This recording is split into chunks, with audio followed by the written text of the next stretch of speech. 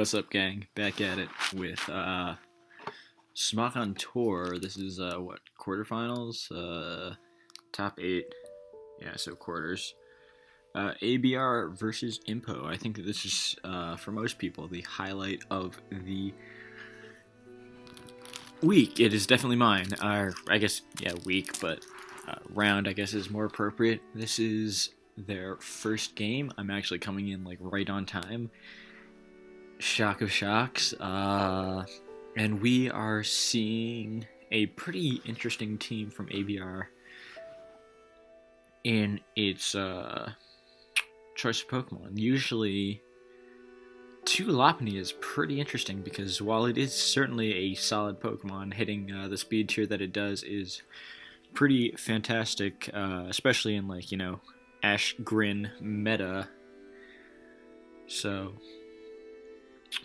we've got, and the use of Tapu Fini, of course, is pretty unique as well, because while it certainly isn't the worst Pokemon, it sort of hit a wall in competitive play for some time. People sort of came to the realization that, hey, this is a defogger that loses to pretty much every good hazard setter, Sans, Heatran, and it's this really awkward situation wherein you just can't really regulate the pacing well, but the fact of the matter is that it has a lot of very unique and valuable defensive applications, especially versus the aforementioned Greninja, and we're going to be seeing it kind of bully this team a little bit in spite of what looks like a pretty decent handle on it, and that special attack drop in particular sort of frees up Gliscor to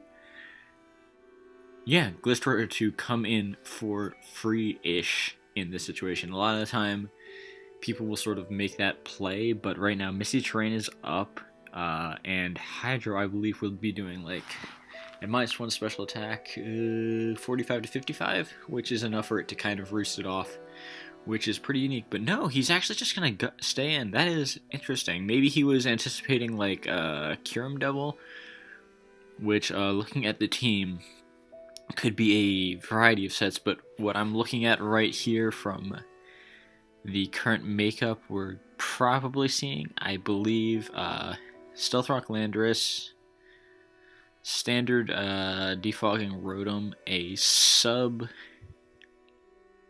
Kyurem, and probably Scarf Cart, I would want to say, which means that the big toss-ups are either whether or not this is AV or Shift Gear -OTR Mag or a subbing Z Kyurem. Hard to say, but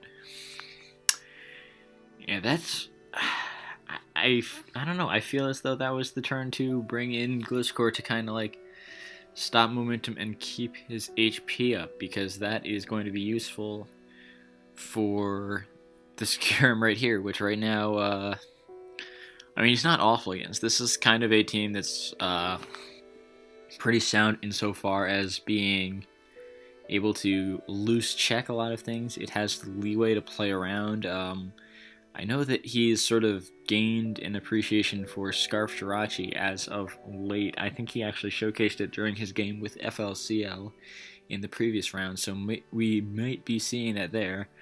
But we do get the sub, no leftovers. People have been gaining a appreciation for Z and potentially even Metronome in this context. But no, we're not going to be seeing that. So, Spe still very sound. I was giving some consideration to that, but I wasn't entirely sure. I mean, obviously, the Stealth Rock Gliscor is, for most people at this point, kind of an accepted loss. Most people aren't like, oh yeah, dude's sick, the fucking Spe but, or the Stealth Rocking Gliscor, It's a bit of a clunker most times, but it kind of gets the job done, and we're seeing him sort of make slightly aggressive plays with Kyurem. It's not honestly that much so, because Kyurem is super bulky. It could have had that liberty to do that, and be punished or not punished too heavily, because it would die after Stealth Rock, but he would need to set up Stealth Rock that turn to get it. It's fairly valid, but the long-term implications are, of course, that this Mahyurna should be like Ice Beam, especially like Ice Beam Focus Blast. So that might, though, still 36 to 38. Maybe that is Metronome. That's tough. I'm not sure, because I feel like that kind of play only really feeds him long-term value if we are going to be seeing the freaking shift gear mag, but I don't know. And does some interesting maneuvering. To what end, I'm not sure. And also, why is it going so fast in those interim periods? But we do see the Rocky Helmet on Landorus kind of fallen off for a while, but I still feel it is good. A lot of people are commenting on how that switch initiated so fast. Maybe that's a new showdown thing. I'm not sure, honestly. But this is tough because, I mean, if this is like Specs Fire Blast, that's super free. However, Heatran have been kind of opting out for that quite a lot recently, and this is very possible to be his Z-move user, in which case it's probably Dark, and that would be the only way to kill it, and that would, of course, give the turn to Mag in a way you wouldn't like. So, best case scenario for ABR in this particular situation is this is Specs, but worst case, yeah, that is looking like, well, Specs with Fire Blast, more specifically. But in this situation, seems iffy. That's more likely to be Z with a choiced zone in some capacity. So that is the safest play for Empo, I think, and one that, given the team comp ABR has shown, is pretty unlikely to be that Fire Blasting variant. So we do see an Earth Power, nice. And it is Ice Beam. Okay, yeah, so damage output. That is definitely I mean, I don't know what, but it's definitely not AV, because AV would have absolutely taken less. And I was pretty confident from the Dark Pulse damage, but wasn't certain. But we are seeing that happen, and I guess that ABR does, yeah, he kind of does want to take this kind of exchange. That being said, looking at this, his end game versus Scarf Cart is looking tricky. Goes to Loft. Definitely in his best interest here. It's going to keep everything pretty honest, and I don't think he needs to micromanage his HP on it this much, as long as he is conscious of how well it's going to be potentially taking a lob fake out if he wants to go for that, because I feel at this point he kind of has a slight obligation to go for those ties, if not for the return or high jump kick, just for, HJK to get, or fake out to get that little extra bit of chip, that little schmidgen. But we are going to see him go for it, take that, as I said, probably safe, and that looking like Ice Punch is either a roll or not killing. So I think that Empo 9 times of 10 goes for U-turn here, recognizing that ABR will want to keep that, and he, in fact, makes a double to Rotom, taking a bit more of a calculate. Even with the berry, nice. Okay. Why did I not consider the berry Rotom? That is foolish of me. My apologies.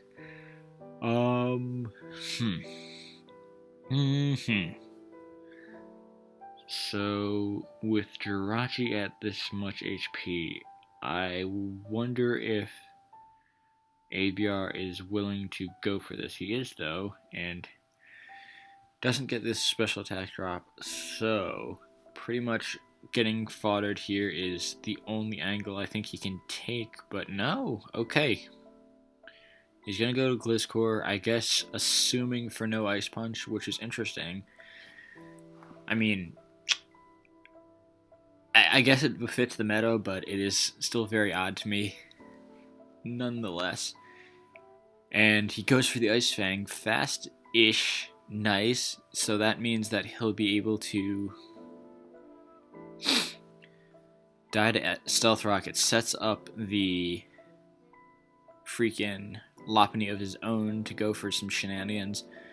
But this is tough because, yeah, I think this is just game, actually. Because, well, I guess I'm assuming for odds to some capacity, but, like, I feel like Cart is all but set up to win at this point. It needs to get, like, one boost, and that comes pretty easily. Leaf Blading into Gliscor, that's shown Ice Fang. It feels like an exchange that just inevitably nets him the crit that allows him to make the push through. But I'm not sure. Puts the frustration into the Tapu Sack as my computer lags a bit, and we are going to see that fake out exchange I touched upon. I'd imagine Empo sacks his Kyurem here, yeah? Yeah, like, the only way that he can be punished for that is with a subbing Lopunny, which might be awesome, but I feel like it's something of a calculated risk that he has to make. Goes to the Gliscor on the frustration, predicting him to want to keep that. That's the smart, aggressive play, and I think if he wants that prediction to pay dividends, he sort of is forced a crit fish here. Otherwise, going Rotom, it's fine, it's safe, but ABR is just going to make the same Jirachi sack. And actually, you know what? Something I didn't consider here is that if he goes into Rotom here with this amount, no, that would be the same thing. Yeah, this has to be freaking Scarf, right? It is banded, never mind. Okay, so this is not as clear-cut. Okay. Something that I was not considering because, actually this was discussed a lot at some great length in the Ruiners chat last year, but the CB Cart plus Lopunny thing. And while I enjoy it conceptually, I'm not so much a fan of it on teams lacking in strong psychic switch-ins, and especially when that seems, maybe I'm just not as familiar, maybe I'm underrating Hydreigon, but I felt like that wasn't AV Mag, and like otherwise his psychic switch, or his, general steel types are just kind of like a little too squishy for my liking. Like that's, his Landorus is potentially a free Latios, his Rotoms are potentially a free Latios, it just feels like, anyway, that's whatever. We're going to be seeing a speed tie for the game here, elevated by a chance for ABR to HJK miss into the Kartana. So I think that alright, he's going for it. Maximizes odds, and we are seeing a 50-50 on who grabs it. ABR has already said GG, knowing that, and he might have Quick Attack last. He does. Sick. Okay, so that was a little too fast for my liking to really meditate on the turns, but still a solid display from both. I liked the implications on some things. There are some turns that I was like, I know that I mentioned the Tapu Fini into Gliscor thing. I feel like that would have been pretty interesting in how that developed, but I'm not sure if, the way this endgame went, playing into the Kyurem way it was, I don't know, it would have been a big butterfly effect. Still, nice game. We will be moving on to game 2. I would imagine we see BW, given that Empo gets to pick, but we shall see. Alright, so we do indeed see the BW, and we're seeing some pretty standard Zam Sand from ABR honestly feels. I mean, it's always hard to say because there's different, slight tweaks to every formula in this kind of tier, wherein you can sort of magnify different Pokemon in different capacities, but it feels archaic, honestly. Like, this particular take on it just feels so, like, done to death in a weird way, but, probably fine, honestly. We're going to be seeing what's almost certainly I mean, again, that might be playing expectations here, but yeah, no, that's looking like a standard Landorus and a standard Rotom. And wow, why is my computer going so slow? Maybe it's not showing up for you, but oh, I was just about to touch on that shit. But I was gonna say that looking at the format of his team and the way that he has like really zero to play around a Ferrothorn, I was imagining this or potentially the Kyurem even would have HP Fire, and geez Louise, I'm gonna have to yeah, give me 1 second, guys. Sorry about that. We had a bit of a lag issue that was not helping, and this, golly, they're going fast. Okay, so catching up here, we've got Rotom HP fired, kept momentum, I believe. No, he U-turned into that. Heatran. Okay, so he managed to get off the Toxic with the Heatran in Rotom, and this is kind of incredible, just speaking on, oh wow. And that is a very fast freaking Jellicent, or... Yeah, this is so odd to me. There's some interesting EV choices being made here, because typically the Rotom, and this is sort of what belied my initial notions that this would be a offensive an HP Fire or some kind of hidden power variant Rotom, is that typically they would be running a modest spread with a lot of attack, but then it did like freaking 18 with U-turn. But now I guess we're seeing, whoa, we're seeing Stealth Rock on the Landorus. Man, I missed everything. I'm sorry. This is nuts. What the heck? So I guess we're seeing some pretty odd, I guess somewhat SM-inspired techs of, say, minimal or even zero attack investment Landorus. Attack Scarf Landorus with a utility move. Here's Stealth Rock, because 12% to, or 22% on a crit U-turn to Scissor just feels way too low. But ABR is doing really well to keep up momentum here and apply pressure to his Pokemon. We see the Starmie that has tried to come in up teen times and is now at, oh wow, getting forced out yet again. ABR is fucking bullying this man. And with that, it is now incapable of switching into Heatran. ABR putting on the pressure immediately, trying to overcome that early game momentum loss from the Rotom by taking this. Normally, these kind of teams are usually cool with accepting the Jellicent for Starmie trade and just forcing it out after hazards after a certain amount of chip, but I guess he recognized that where his momentum was at, he was kind of meh for it. But we do finally see Empo try to apply pressure with that pursuit play here. And golly, they're playing fast, but that allows him to get the pursuit off in turn. That is not freaking banded Tyranitar damage, which is what you would kind of expect after the compression play of Stealth Rock Landorus, but I suppose not after this point. Which makes me wonder what exactly said it is. We've seen a lot of these kind of bootleg Choppleberry plus 4 attacks options, which I'm not a huge fan of, but sometimes depending on what your team is looking like, that is the best option. But looking at it now, we have Jirachi low, Scizor low, Heatran still at a respectable amount. And the fact that Kyurem went Fusion Bolt here, are we going to see Scarf Kyurem?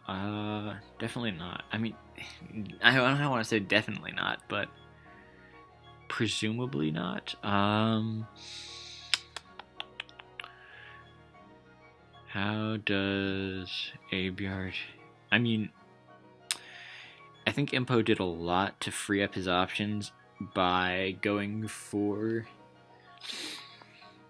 that HP Ice when he did, because now Landorus is absolutely free to click EQ, and while it is limited by its amount of HP after the pursuit, now it only has the one switch in afterwards. It is pretty set up to do work here, and it could potentially be enough, honestly. I think that ABR goes ahead and sacks his Tyranitar here, being the most expendable member by a fairly notable amount.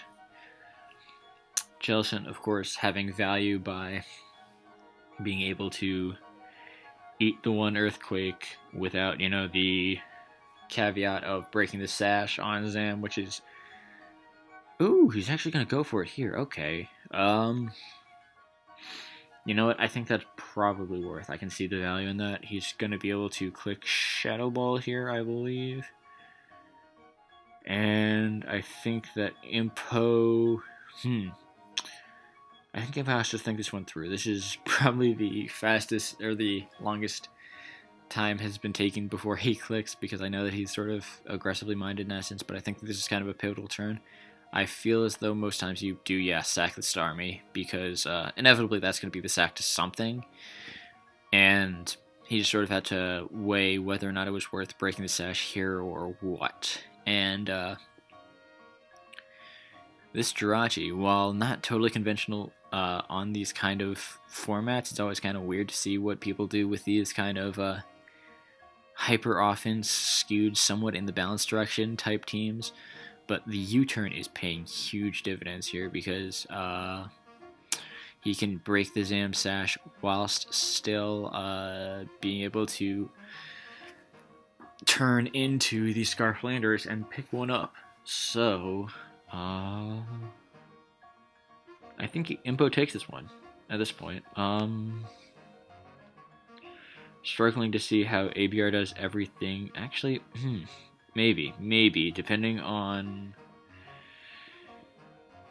how well... Yeah, because Kyurem Black can't come in here, because after the sand turn, he can come into Stealth Rock Hazards, but if he came in after that point, he would just die to the freaking sand. So yeah, there you are. I think he takes this trade here. Oh wow, why did I not think of this angle? And again, I forgot that the Jellicent has such a weird spread. I'm not being able to account for this, because I'm typically of the mind that you can't run Jellicent that fast. But here it's been paying dividends. It got the Nightshade off on Rotom in a big way. It outsped the Scizor when... depending... Scisor's usually going to be the one that out-creeps you, but...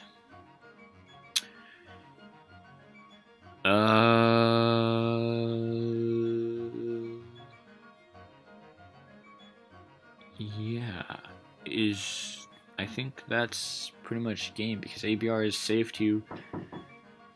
Yeah. Alright, looks like I'm 2-4 in the interruption department. Apologies. But, as I was saying, I think that ABR did take this, and wow, that is crazy, honestly. GF,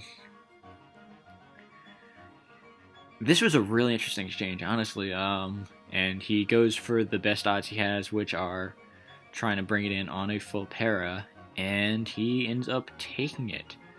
So, nope, skip to the end rather than skip to the beginning, because he knows that Jirachi can't Ironhead through this Heatran. That was awesome, honestly. First of all, congratulations to ABR. Nice play on Empo's end. I don't think that he was playing badly throughout, but, yeah, honestly, I really like that BW game. I mean, it's kind of marred by the fact that I was unable to give a good turn per turn, because there's such, well, Empo more so, is such a fast player. I don't really get time to sort of explain things as they brew, but I feel as though that was, for my money, one of the more cerebral BW games that you are going to catch, because a lot of them it's just like, okay, yeah, of course, this is how it's playing out. But I think that some of the micromanaging in this game in particular was really interesting, and I very much enjoyed it. I hope that y'all did as well, and hopefully I'll be able to get some more tour coverage in, edgewise. I know that the freaking RU playoffs, RU circuit playoffs, or whatever they're called, are around. Got to catch one of them live, but I didn't really feel it was that engaging, I guess. But we'll see what happens. It was engaging. That's not fair. I don't feel like there was much to really commentate upon. So I was just like, but I'll try to, catch up with things, do a little more talking, and I'll get back to you in the near future. Thanks for watching, guys.